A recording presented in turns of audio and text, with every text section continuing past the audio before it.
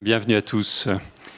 Madame la ministre, Madame la maire de Paris, Madame la présidente de la région Île-de-France, Monsieur le recteur, Monsieur le président du CNRS, mes chers collègues, chers présidents d'établissement, chères étudiantes, chers étudiants, Mesdames, Messieurs.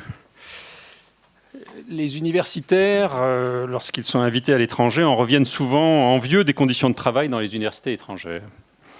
Avec ce magnifique bâtiment partagé entre l'École d'économie de Paris et l'École normale supérieure, nous disposons désormais au cœur de Paris d'un cadre et d'un outil de travail qui peuvent rivaliser avec les plus beaux campus.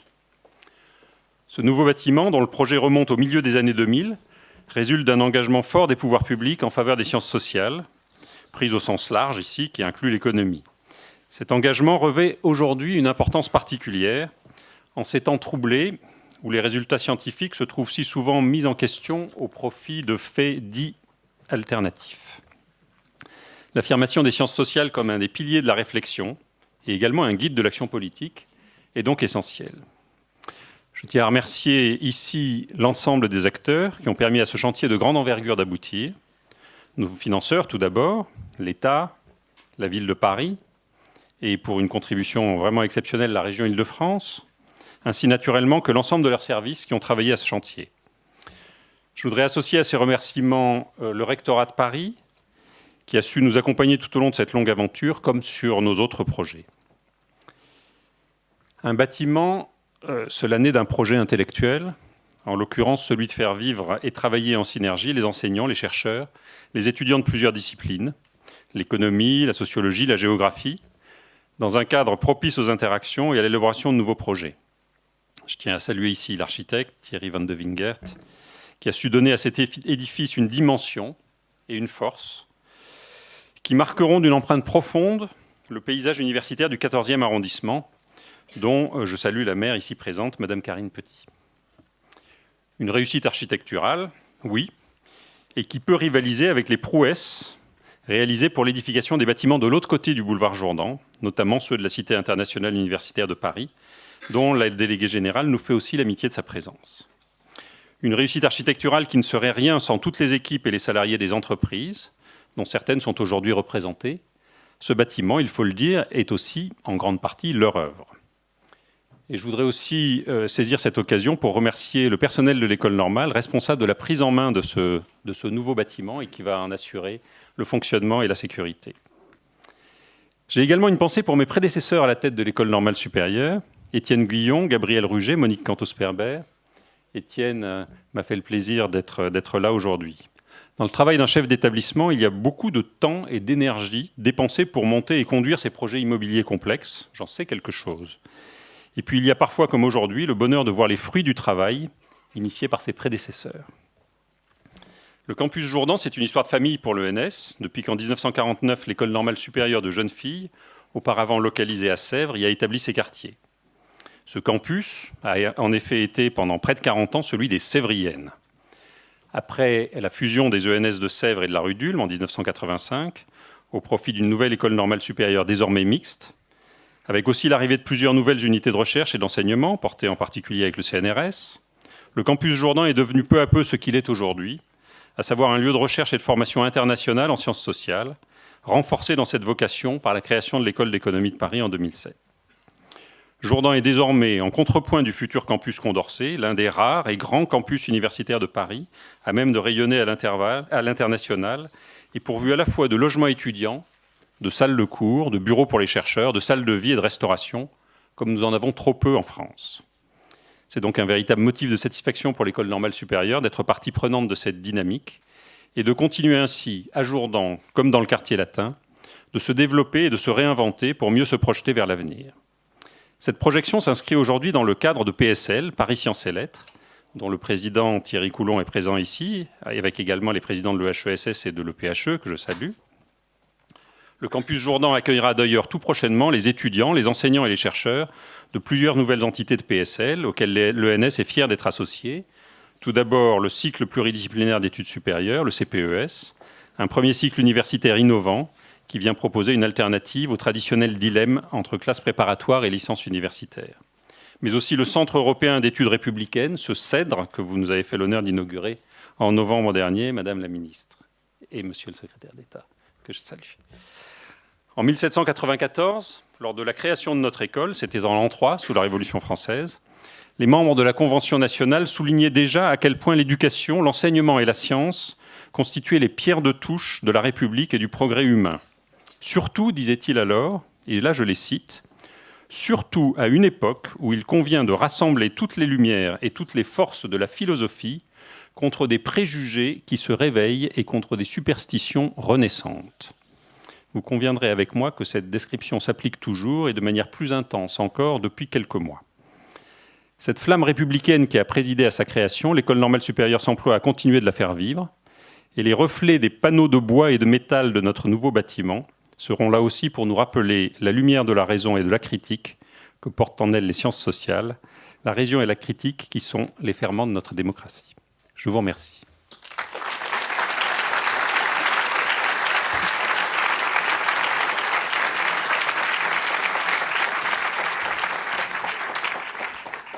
Mesdames et Messieurs les ministres, Madame la maire, Madame la présidente, Monsieur le recteur, chers et chers collègues et amis, je suis particulièrement heureux et très honoré de vous accueillir au nom de PSE, l'École d'économie de Paris, dans ce très beau bâtiment auquel, avec l'école normale, nous allons donner vie.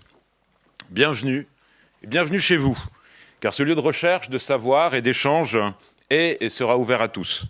Il manifeste dans son architecture même le cœur et l'âme du projet de PSE, décloisonné au service d'une ambition d'excellence. S'affranchir des barrières institutionnelles, c'était déjà le pari de François Bourguignon, Roger Guenry, Georges de Ménil et Richard Portes lorsqu'ils ont créé le Delta, premier laboratoire de recherche à s'installer boulevard Jourdan. Il y a 30 ans, c'était un pari un peu fou. Rassembler des collègues venant de l'EHESS et de l'ENS, deux grandes écoles, certes amies mais bien différentes, et du CNRS, en un laboratoire commun. Ce pari un peu fou, non seulement nous avons continué à le porter, mais nous avons été encore plus fous, nous l'avons étendu. Parce que des équipes de l'INRA, de l'École des Ponts et aujourd'hui l'Université Paris 1 Panthéon-Sorbonne ont rejoint les pionniers du boulevard Jourdan. Il y a 10 ans, grâce à l'enthousiasme et l'énergie de Daniel Cohen et de Thomas Piketty et de quelques autres, c'est par la création de l'École d'économie de Paris que le projet a pris une forme et un élan nouveau. Fondé par des grands établissements, une université et des organismes de recherche, PSE, grâce à la formidable force de conviction de Thomas Piketty, a alors reçu de nombreux soutiens. L'État nous a attribué des missions de recherche et d'enseignement et financé ces missions par une dotation. La région Île-de-France nous a confié le pilotage d'un domaine d'intérêt majeur en économie. Des partenaires privés, AXA et Exane notamment, nous ont d'emblée accompagnés dans nos ambitions. La région, l'État et la ville de Paris ont renouvelé leur soutien à travers la construction de ce bâtiment qui nous accueille aujourd'hui. Le programme d'investissement d'avenir a reconnu l'excellence de PSE en nous octroyant un LABEX et un Equipex. Le Conseil européen de la recherche, comme l'ANR, distingue régulièrement des chercheurs et des projets de PSE. Que tous soient vivement et chaleureusement remerciés, comme d'autres partenaires qui nous ont également aidés à progresser.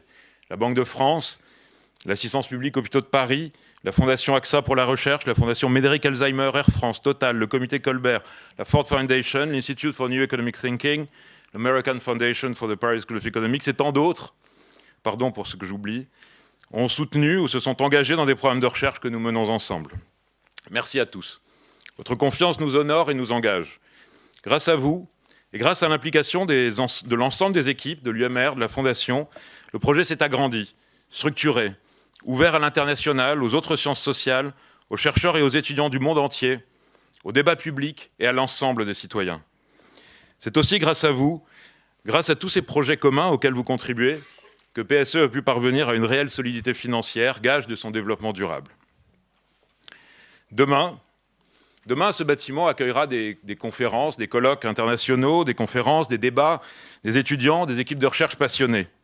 Les conditions dans lesquelles ces activités se déploieront seront, enfin, à la hauteur de nos ambitions. À la hauteur de nos ambitions, mais aussi de nos réalisations. Sans être obnubilés par les classements, ni totalement dupes de leurs limites, si on mesure le succès d'un département d'économie à l'impact de ses publications académiques, PSE, École d'économie de Paris, est solidement installée depuis plusieurs années parmi les 10 premiers dans le monde. Aujourd'hui au 6e rang et le premier en dehors des États-Unis.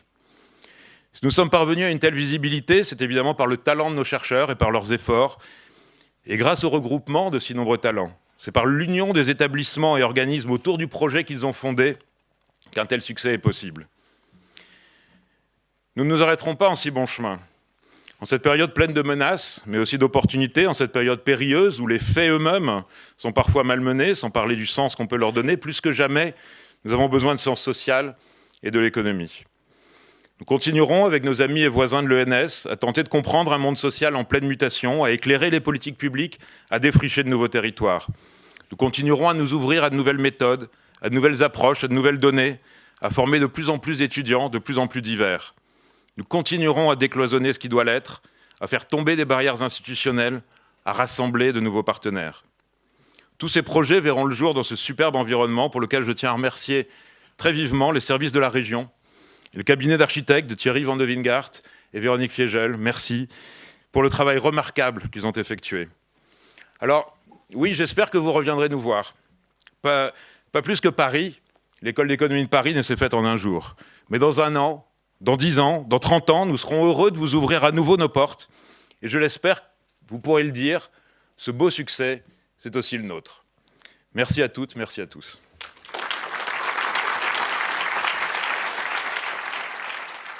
Je voudrais saluer la ministre de l'Éducation, le secrétaire d'État Thierry Mandon, la maire de Paris qui nous accueille ici, évidemment, chez elle. Saluer le directeur de l'École normale supérieure, le directeur de l'École d'économie de Paris, le président de l'université PSL, Paris Sciences et Lettres, le président du CNRS. Je vais m'arrêter là parce que je vais oublier des gens très éminents, le recteur de l'Académie de Paris, les maires d'arrondissement qui sont ici présents, la maire du 14e, le maire du 6e, la vice-présidente de la région en charge de l'enseignement supérieur et de la recherche. Vous voyez, si je continue. Mais je voudrais vous dire, mesdames et messieurs, que je suis vraiment très, très heureuse d'être ici pour cette très belle inauguration. Alors, on ne va pas se mentir, il faut 10 ans pour construire un magnifique bâtiment comme celui-ci dans Paris. Donc je ne vais pas prendre sur moi tout le crédit de la décision de financement de ce projet.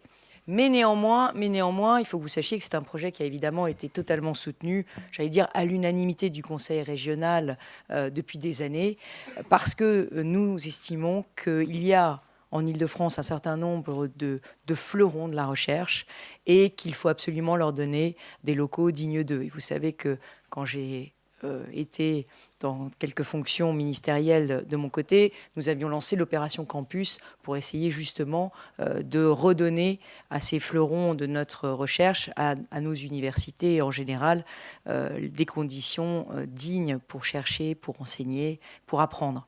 Et d'ailleurs, on a inauguré aussi le bâtiment Lomont il y a pas très longtemps.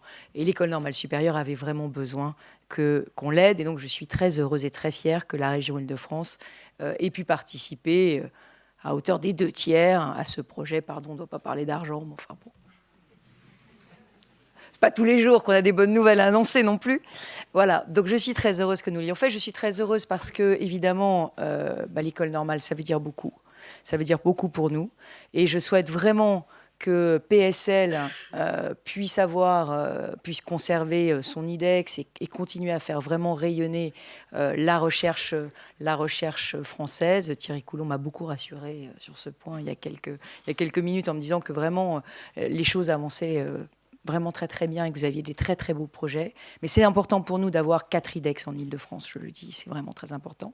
Alors, on a coutume de dire qu'il y a plus de prix Nobel à l'École normale supérieure qu'à Oxford et qu'à Harvard. Et donc, il faut évidemment qu'on le fasse savoir et qu'on le dise partout. Et puis, je suis très heureuse aussi parce que ce bâtiment va accueillir l'École d'économie de Paris. Et là aussi, c'est une pépite extraordinaire. Monsieur Bourguignon m'a rappelé j'allais dire, à la genèse de l'histoire. Et c'est vrai qu'il y a eu beaucoup de parrains éminents, de grands chercheurs qui se sont battus pour faire naître cette école d'économie de Paris, avec celle de Toulouse, qui sont vraiment, là encore, des pépites exceptionnelles qu'on doit préserver. Alors, je viens vous annoncer une bonne nouvelle pour l'avenir, c'est qu'en 2017, la région Île-de-France va augmenter de 25% son budget recherche. Et nous allons avoir aussi, dans le cadre du plan d'investissement d'avenir, une partie du plan d'investissement d'avenir qui va être régionalisée. Et j'ai vu Louis Schweitzer hier et je lui ai dit que je souhaitais que dans le cadre du volet PIA régionalisé, en tout cas c'est le souhait de la région, il y ait un gros volet qui soit consacré à l'innovation scientifique, puisque c'est un PIA qui est plutôt axé économie, formation, mais je crois qu'il faut évidemment la recherche et l'enseignement supérieur soient un des actes en Île-de-France du PIA régionalisé, donc on aura l'occasion d'en reparler. Nous avons sélectionné 10 domaines d'intérêt majeurs il y a quelques mois, à l'aide d'un conseil scientifique dans lequel les anciens élèves de l'école normale sont nombreux et ont joué un rôle éminent. Ce qu'ils m'ont convaincu de faire, c'est d'annoncer 10 premiers domaines d'intérêt majeur et de relancer un nouvel appel à projet pour dans 2 ans, de façon à ce que nos domaines ne soient pas figés pour 5 ans, mais qu'au contraire, on soit vraiment la région de la création et qu'en permanence, les beaux projets puissent trouver leur financement. Donc il ne me reste plus qu'à aller chercher l'argent pour relancer un appel à projet de domaines d'intérêt majeur. Mais ce qui est sûr, c'est que, en tout cas, l'économie doit être dans tous les domaines d'intérêt majeur de recherche de la région, que ce soit dans le domaine de la pollution de l'air, que ce soit dans le domaine du vieillissement, de la longévité, que ce soit dans les domaines de la santé. Il faut absolument qu'on puisse avoir des partenariats avec l'école d'économie de Paris. Alors, la dernière chose que je voulais vous dire, c'est que la région va ouvrir la maison de l'Île-de-France à la cité Jourdan. Et je souhaiterais que cette maison de l'Île-de-France puisse accueillir vraiment des jeunes méritants qui n'ont pas les moyens de se loger dans Paris. Et je sais qu'il y a des jeunes doctorants qui habitent très très loin en banlieue et qui ont besoin de pouvoir se loger dans Paris. Je souhaite aussi qu'on puisse accueillir des jeunes doctorants qui viennent des pays partenaires de la région, toute l'Afrique francophone par exemple, mais aussi un certain nombre de personnalités persécutés dans leur pays. J'ai eu des demandes de jeunes yézidis qui souhaiteraient poursuivre en doctorat en France. Donc nous allons les accueillir en priorité. Donc voilà, donc, je suis très ouverte. Je sais que c'est toujours un peu lourd et un peu compliqué les processus de sélection, mais enfin vous êtes de l'autre côté de la rue.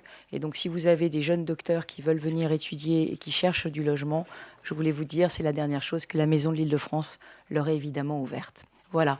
En tout cas, longue vie à l'École d'économie de Paris, longue vie à l'École normale supérieure, longue vie à PSL, et on compte vraiment sur vous pour tout. Merci.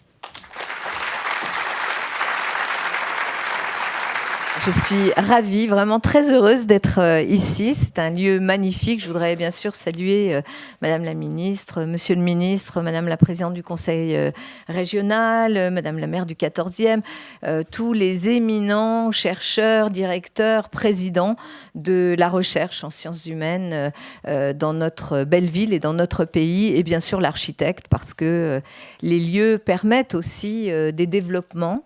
Je crois que l'architecture que vous avez imaginée est vraiment aussi propice et porteuse elle-même de ces signaux d'ouverture, de transparence et de connexion avec la ville et avec aussi le cœur de ce très très beau jardin dans lequel nous sommes. Ce campus est magnifique, nous en sommes très fiers. C'est vraiment toujours extrêmement fort quand l'ensemble des pouvoirs publics se réunissent autour d'une même cause et qu'on trouve les énergies, entreprises, architectes et bien sûr tout le monde de la recherche mobilisés, comme on dit souvent aujourd'hui, dans un alignement parfait des planètes pour arriver à produire ce beau bâtiment. Et ce beau bâtiment qui va permettre à la fois à l'école normale supérieure, mais bien sûr aussi à l'école d'économie de Paris et à beaucoup d'autres chercheurs, je crois qu'il y a aussi de la géographie dans ces lieux, de venir travailler, s'exprimer et nous éclairer. Dans une ville comme Paris, Paris est une ville, vous la connaissez, j'imagine que vous l'aimez, c'est une ville inspirante, une ville dans laquelle il y a plus de 330 000 étudiants, dans laquelle nous comptons une grande partie de la recherche des universités françaises. Et c'est une ville aussi ouverte au monde parce que, et ce site le sera également, parce qu'aujourd'hui, la recherche ne peut pas se faire, bien évidemment, sans être totalement, immédiatement concernés par les grandes évolutions du monde, ce lieu va vraiment nous permettre de nous éclairer, vous permettre de nous éclairer. C'est un lieu extrêmement important et vous l'avez dit avant moi, plus que jamais, les sciences humaines sont indispensables. Dans ce monde très troublé, dans ce monde complexe, que d'aucuns essayent de simplifier d'une façon telle que finalement on ne le comprend plus et beaucoup de nos concitoyens restent accrochés au mythe d'un monde passé qui forcément serait bien meilleur que celui qui nous attend. Dans ce contexte-là, très complexe, dans lequel la vérité a perdu sa place dans le débat public, dans le débat politique et médiatique, dans ce monde très complexe, on a plus que jamais besoin des sciences humaines pour nous éclairer. Éclairer nos concitoyens, mais éclairer aussi les responsables publics et politiques. Je le dis comme beaucoup d'autres responsables politiques, nous naviguons à vue. Nous avons un ensemble d'informations, nous les croisons, nous travaillons, nous avons heureusement des équipes performantes, compétentes, qui elles-mêmes s'intéressent aux grands mouvements du monde et quelle est notre place à nous dans ces mouvements et quel est le cap que nous devons prendre. Vers quoi faut-il aller? Avec toujours la peur de l'erreur, la peur de l'erreur d'analyse, la peur de prendre un chemin qui ne serait pas le chemin qui permettrait au plus grand nombre d'entre nous de nous en sortir, de nous projeter positivement dans nos vies. Et cette difficulté dans la décision publique qui est aussi bousculée par l'accélération des choses, par une information qui en chasse une autre, par le fait qu'on survole et qu'il n'y a plus grand-chose qui se fait, en tous les cas qui s'explique en profondeur, tout cela met une responsabilité encore plus importante sur les sciences humaines. Et responsabilité sur les sciences humaines et responsabilité sur les décideurs publics et privés, bien sûr, de comprendre, de prendre en considération cette masse d'analyses, d'informations et également, bien sûr, de projections qui doit être au cœur de ce qui nous anime quand nous décidons. C'est quelque chose qui est vraiment permanent.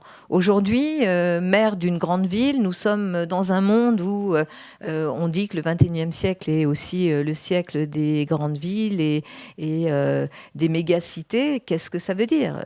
Du point de vue de la maire que je suis, je trouve ça plutôt bien parce que ça veut dire qu'on se rapproche peut-être d'un niveau des acteurs sociaux, économiques et de niveaux de gouvernance qui sont beaucoup plus à dimension humaine. Mais qu'est-ce que cela signifie, par exemple, dans notre vie et dans notre patrimoine par rapport à l'héritage républicain et à l'égalité républicaine? Le rôle des grandes villes créatrices de richesses et qui attirent ces richesses, qui attirent aussi les laissés-pour-compte de la mondialisation, le rôle des grandes villes est questionné. La recherche sur les métropoles est une recherche un peu balbutiante. On a eu l'occasion souvent d'en parler.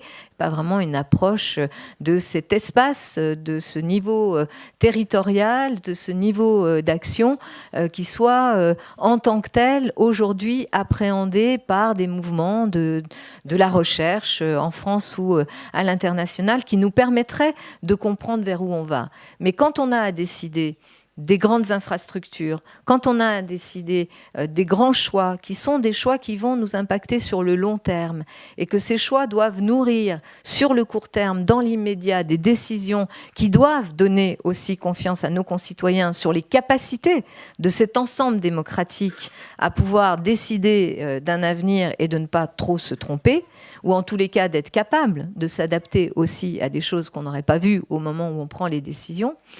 Tout ça, ce sont les réflexions qui nous animent en permanence. À chaque décision que nous prenons, quand on prend une décision concernant la lutte contre la pollution, quand on prend une décision majeure, indispensable sur la diminution du trafic automobile, des diesels, parce qu'il faut le faire, et si on ne le fait pas aujourd'hui, demain, on le payera tous très cher, on prend des décisions qui sont des décisions impactantes aujourd'hui, mais qui en même temps doivent toujours pouvoir être éclairées par les analyses et par le monde de la recherche. C'est ce que vous allez faire ici. Et moi j'espère, et je sais que c'est ce qui anime les chercheurs et les étudiants, de le faire dans l'ouverture la plus totale. Sachez qu'on a besoin de vous, on a besoin de cet éclairage. C'est de cette façon-là que, après une discussion notamment avec Daniel Cohen, nous avons pris la décision de participer au financement de la chaire travail de l'École d'économie de Paris. Voilà. La question du travail ne peut pas être préemptée simplement par ceux qui pensent que c'est une valeur, voilà, quelque chose de jetable et qu'il n'y a pas d'autre type de réflexion à mettre dans la question du travail. Et je sais que dans cette école d'économie de Paris, la question du travail sera portée avec la subtilité qui manque aujourd'hui à ceux qui parlent souvent du travail. Et je pense, voilà, tout un monde, y compris de commentateurs, qui a peut-être autant besoin que les politiques d'apprendre et de se former. Donc on va avancer de cette façon-là. Et moi, je souhaite, puisque cette ville est une ville ouverte, c'est une ville qui est connectée avec les autres grandes métropoles. J'ai aussi la chance de présider le réseau des plus grandes métropoles mondiales. À partir du C40, nous sommes environ un peu moins d'une centaine de grandes métropoles qui se sont réunies autour de la question du climat, mais bien sûr la question du climat, elle pose la question sociale, la question économique, elle pose toutes ces questions en même temps. Eh bien, cette ouverture de cette ville, ce que nous pouvons apporter les uns aux autres, je sais, va permettre à ce campus, à ce qui va s'y passer, de rayonner encore plus et surtout de nous éclairer. On a besoin de ces lumières dans des temps où l'obscurantisme menace. Merci à vous. Mesdames et messieurs, les salutations ayant été faites, permettez-moi de vous appeler tout simplement chers amis. Quand on évoque l'enseignement supérieur et la recherche, l'école normale supérieure, l'école d'économie de Paris, il y a un certain nombre d'images qui surgissent. Ces images, c'est généralement les grands esprits, l'intensité du travail intellectuel, les thèses, les écrits, les articles. Et derrière tout cela, la formidable aventure de l'enseignement supérieur et de la recherche. Et on en oublie qu'il y a peut-être aussi une chose à avoir à l'esprit, c'est que tout cela ne se développe pas dans un ciel éthéré, mais a besoin de lieux physiques, concrets, tangibles, terre à terre. Et que ces lieux, ils ont toute leur importance. Il n'y a qu'à voir un petit peu l'histoire de l'université pour s'en rendre compte. On voit bien que l'histoire de l'enseignement supérieur est par bien des aspects inséparable des bâtiments et des espaces qui, au fil du temps, ont accueilli les universités, les grandes écoles. Et on voit bien comment, par exemple, dans le quadrangle d'Oxford ou de Cambridge, eh bien, est venue s'affirmer la volonté d'une autonomie, d'une communauté qui soit à l'écart de la ville, entre étudiants et enseignants. On voit bien aussi à la Sorbonne, à Paris, bien avant l'autonomie de l'an 2007, comment est-ce qu'il y avait cette relation particulière qui unissait la Sorbonne au Vatican et qui est venue s'inscrire aussi dans les lieux. Et c'est très intéressant quand on regarde ce campus de voir que l'architecte, là aussi, a veillé à l'esprit des lieux, puisque ici, on va retrouver la célèbre cour aux Ernest du 45 rue d'Ulm, n'est-ce pas, qui fait écho et qui est très présente dans la toponymie de ce campus. Et c'est une façon de préserver l'esprit des lieux toujours et de dire aussi cette particularité de ce campus. Donc, ça me fait très plaisir, finalement, de venir ici vous dire que les lieux, ça compte. Ça compte pour offrir finalement un espace de travail adapté aux étudiants, aux chercheurs, et un espace qui soit en résonance totale avec les nouvelles méthodes de travail. Et c'est sur ces méthodes de travail que je voudrais insister.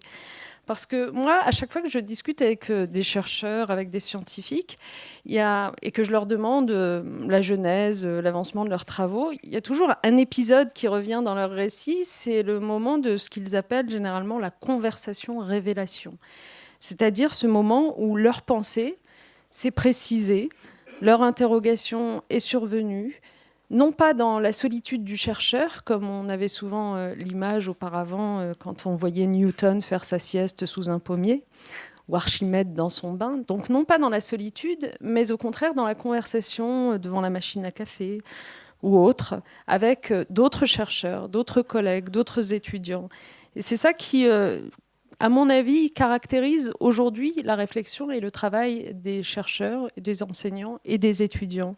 C'est un peu ce que certains ont appelé le fameux effet coin café, qui est très sérieux en dépit de cette appellation qui peut prêter à sourire, mais qui montre comment il est important aujourd'hui d'offrir à nos chercheurs, à nos étudiants, des espaces dans lesquels les sciences pourront se croiser, tout simplement, les disciplines se rencontrer et les échanges stimuler la réflexion et l'innovation. Et Jourdan, finalement, c'est ça, aujourd'hui, puisque, je le rappelle, parce que ça n'a pas été dit suffisamment dans les interventions précédentes, Jourdan accueille aujourd'hui donc l'École d'économie de Paris, les départements d'économie, de sciences sociales et de géographie de l'ENS, l'équipe de Peter Burgess, la bibliothèque Jourdan de sciences économiques et sociales, de sciences humaines et sociales, pardon, le centre Maurice Alboix, le Centre pour la recherche économique et ses applications, le Centre européen d'études républicaines qui a été évoqué tout à l'heure, et puis des espaces d'études et de travail pour les étudiants du cycle pluridisciplinaire d'études supérieures de PSL. C'est quand même assez extraordinaire. Honnêtement, rien que de citer l'ensemble de ces institutions, on imagine sans aucune peine la complémentarité qui s'instaure entre les disciplines, entre les institutions, entre l'enseignement et la recherche. Et puis on imagine aussi pour vos équipes à tous, ce que ça apporte en termes de synergie, de dynamique, de plaisir aussi. Et je crois que c'est cette dynamique que nous avons voulu entretenir pendant tout le long de ce quinquennat et qui doit l'être encore pendant les années qui viennent, amplifiée bien entendu, aussi bien au niveau local que national. Et c'est vrai, Madame la Présidente de Région, plus sérieusement, que je veux vous remercier pour l'investissement de la région dans ce projet. À cet investissement des collectivités répond bien entendu celui de l'État, à travers les programmes d'investissement d'avenir, bien sûr. Je veux souligner d'ailleurs que les équipes présentes sur ce campus, dont l'excellence a déjà été reconnue à plusieurs reprises, vont avoir ici encore davantage les moyens d'exprimer leur potentiel et de franchir une nouvelle étape dans leur développement. Mais au-delà du PIA, à travers aussi notre action déterminée, cher Thierry Mandon, concernant l'immobilier de l'enseignement supérieur et de la recherche, pour que vous puissiez avoir des lieux à la hauteur de vos ambitions. Nous avons investi plus de 370 millions d'euros en nous appuyant à la fois sur les contrats de plan État-région et sur le plan campus. Et toute la politique de site que nous avons menée avait un objectif, avoir des ensembles visibles, compétitifs au niveau international, tout en conservant un ancrage territorial et national qui soit fort, avec des dynamiques collectives et des synergies dans nos territoires. Et nous avons accompagné ce changement très concrètement, puisque nous sommes allés jusqu'à attribuer des emplois aux établissements qui étaient engagés dans cette politique de site. Alors, mesdames et messieurs, dans un instant, vous allez avoir une table ronde sur la mondialisation, qu'on peut caractériser par la capacité de l'être humain à franchir des frontières. Je vous avoue que j'ai hâte de vous entendre vous exprimer sur un sujet qui est, comme le disait Anne Hidalgo à l'instant, complexe et qui a donc besoin d'une pensée complexe, loin des slogans autour de la mondialisation heureuse ou de la mondialisation malheureuse. Mais si je vous parle de mondialisation, c'est que là, pour le coup, il y a une frontière que nous avons encore du mal à franchir, c'est celle qui sépare trop souvent le monde de la recherche de la société dans son ensemble. C'est ça le vrai sujet pour moi. Je crois qu'il y a nécessité pour nous, très loin du modèle oxfordien que j'évoquais tout à l'heure, d'isolement de la communauté étudiante et universitaire, il y a nécessité au contraire que la recherche vienne innerver la société dans son ensemble, qu'elle soit mieux connue, mieux reconnue. C'est ce que nous avons tenté de faire. Il faudra aller plus loin lorsque nous avons adopté, par exemple, le plan en faveur des SHS. C'est ce que nous avons fait aussi avec le livre blanc sur l'enseignement supérieur et la recherche qui nous a été remis dernièrement et dont nous avons accepté les recommandations. Mais je crois qu'il nous faudra, encore une fois, aller plus loin et inaugurer ce campus. C'est au fond la préfiguration de ce qu'il faudra faire. J'aime beaucoup le caractère très ouvert sur l'environnement, très lumineux, très, au fond, accueillant de ce bâtiment. Eh bien, faisons en sorte que, comme celui-ci, nos laboratoires à l'avenir, nos centres de recherche, nos bibliothèques envoient un message simple à leur environnement qui est: nous sommes ouverts, nous sommes à votre disposition et nous sommes là évidemment pour faire fructifier la société dans son ensemble. Merci en tout cas à chacun de vous d'y contribuer d'ores et déjà.